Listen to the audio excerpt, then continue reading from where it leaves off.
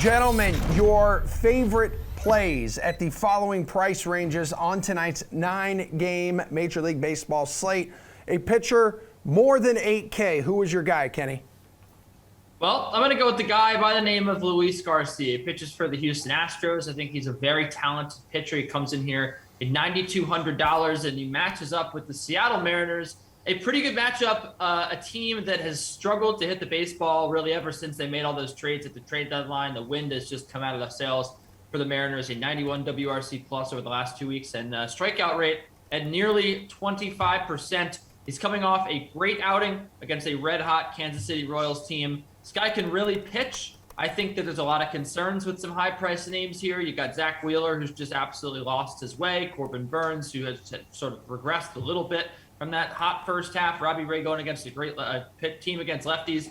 I think that this is what you want to do if you want to spend up. You want to go for Luis Garcia. All right, Matt, what about you, dude?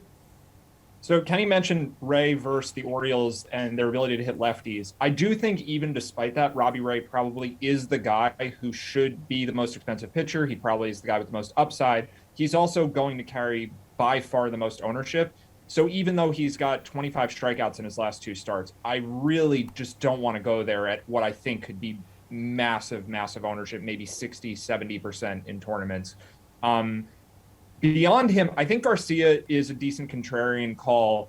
I wonder if German Marquez doesn't get as much ownership as he should because Robbie Ray just eats up so much of it. So I think Corbin Burns will be somewhat popular, Zach Wheeler. Marquez does come in at a discount, though, at 8,500. It's a matchup in Texas against the Rangers. So I think it's a good spot for him getting away from Coors, and you get a little bit of savings with him, even though he's more than 8K. Matty, let's go pitcher less than $8,000. Your dude is who?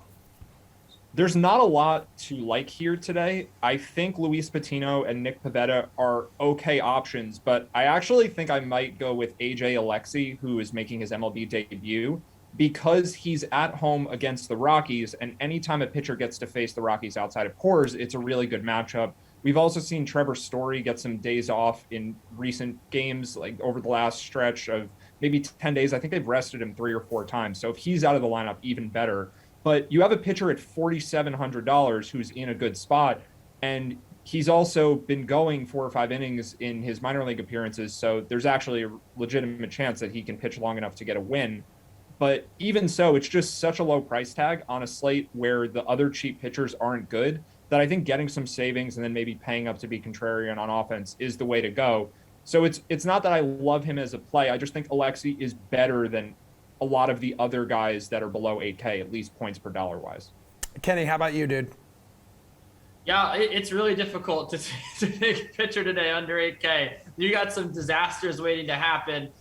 The guy I think I have to land on, and don't get me wrong, I don't like playing him. I don't think he's a good pitcher, but it's Chris Paddack at $5,600. He's coming off the IL, so there might even be a pitch cap here. But when you look at matchup-wise, it's definitely the best matchup on the board. Obviously, he's given up a lot of hits lately, but a strikeout rate for around 24% for the Diamondbacks, a team that's down towards it. They're on the wrong half of the league over the last couple of weeks in offense. So I think that this is as good a spot as any, really, to roster a low-priced pitcher. But again, I think your strategy here is go contrarian with some of the cheaper bats and maybe pay up for 2 high-priced pitchers. I think that might be the way to go with your builds. But if I have to, pick a guy under 8K, I think it's Chris Paddack. I'm just going to go all the way down to 5,600. Well, Kenny, how about dudes who can swing a good wood north of $5,000?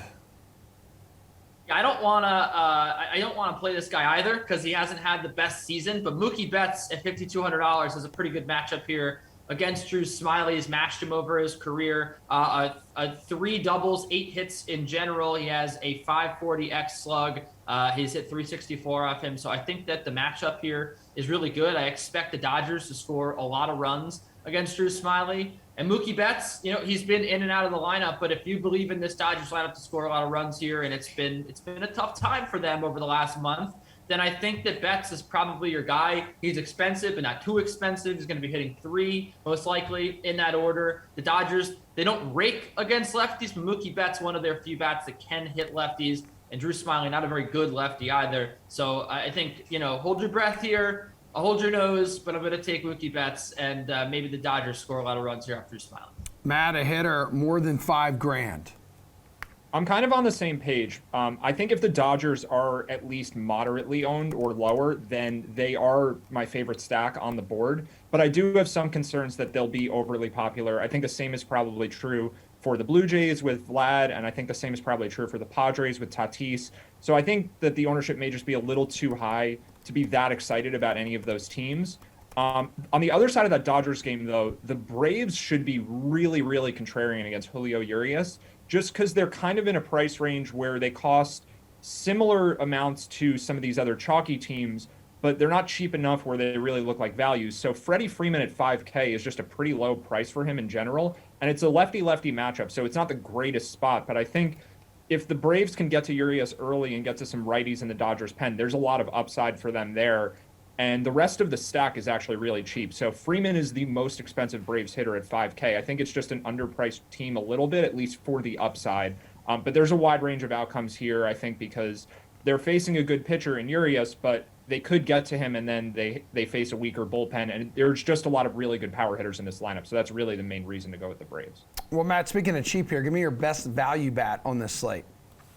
Yeah, I like the Orioles a lot, and it's not so much that they're a great points per dollar team, it's that the leverage that you get against Robbie Ray in tournaments just looks so appealing. But I do think that the $4,100 price tags on both Trey Mancini and Ryan Mountcastle are actually decent prices. Austin Hayes $3,100 though might be my favorite. The problem with the Orioles really, which has just been difficult for stacking purposes, is that their two best hitters against lefties play the same position and you can't use them together in the same lineup. So deciding between Mancini and Mountcastle, who I think are roughly equal hitters, is really hard. So that's why I'm going with Hayes, who's a bit cheaper. But overall, I mean, I think that this is one of the better leverage spots we've seen in a while, where you have a pitcher in Ray who's coming off two monster games in a row, and his ownership just should be out of control, and you are almost certainly getting a very low team against him that actually has some upside. Kenny, how about you, man? Value bat. Yeah, I don't know if this constitutes as a value bet, but it's a guy that is a value. He's way too cheap here. It's Giancarlo Stanton at $4,600. I was prepared to talk about him as my favorite bat over $5,000 because all the guy has done is just rake for the New York Yankees. Now, the Yankees have emerged as one of the league's best offenses against lefties, which is crazy because last year they really couldn't hit lefties. This year, for the most part, for the first half anyway, they couldn't hit lefties. But it's a team with a lot of right-handed power bats, so you'd expect them to eventually figure it out, and they have. They've mashed lefties. Stanton had a couple really he was blanked against Frankie Montas, who, I think I'm starting to come around on maybe he's a good pitcher. He's pitched incredibly well, and he shut down the Yankees. And then against Paul Blackburn last night, had a couple hits. So what's scaring you off of Giancarlo Stanton? You look over the last 2 weeks, he has the third most homers in baseball with 6. I think he should mash once again against a weak lefty in Jose Quintana, one of the most fadeable pitchers over the last few years. He's definitely going to get wrecked tonight by the New York Yankees for the limited time he's out there because they had to move him to the bullpen. And I think that Stanton has a very good chance to go deep here. Again, $4,600. The price has come up from where it was, midweek last week, but still too cheap for me. I think that this guy has a lot of potential here. He's red hot. You want to ride that wave.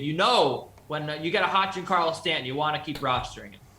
Kenny, slate-approved pick time here, dude. So your favorite DFS play overall tonight is who and why? Yeah, this is going to be a little bit, I don't know if it's crazy to go against a guy that was once the Cy Young hopeful, but I think Juan Soto at $5,800 is a very good bet to reach base a couple of times here, get you some total bases, 2 homers. Over the last 4 games, the matchup with Zach Wheeler, pretty good career-wise, hitting nearly 300 off of Zach Wheeler with a pop in there as well. So I think that he has enough. He's been hot. Zach Wheeler's been a disaster. I think there's enough here to roster him with confidence. Okay, Matt, how about you, dude? I like the Soto call. I think I need to give 2 picks here because I don't know if either of these guys will necessarily be available for lineup purposes. So the Shohei Ohtani situation is weird because I think we know he's going to play, but we actually don't know if he's going to pitch tonight, which means that we don't know if we're getting him as a pitcher or a hitter. He'll be added to the DFS player pool later in the day once the Angels announce that. So I like him more if he's batting against Corey Kluber. He probably just goes way under the radar compared to Tatis and Vlad. But assuming Ohtani's on the mound and we can't roster him as a batter, I think Max Muncy ends up being my favorite Dodger, assuming he cracks the lineup, because a lot of times against lefties, the Dodgers will start Albert Pujols, and then Muncy ends up on the bench. But Drew Smyly actually isn't any better against lefties than he is against righties, but the common sense strategy is to just play guys with the platoon advantage. So I actually think Dodgers lefties like Corey Seager, Cody Bellinger make a lot of sense. But Muncy, if he's in the lineup, Smyly especially is prone to the home run against lefties, and Muncy, because he's left-handed, I think goes overlooked. So hopefully he cracks the lineup, and then I think he's my favorite Dodgers player to roster.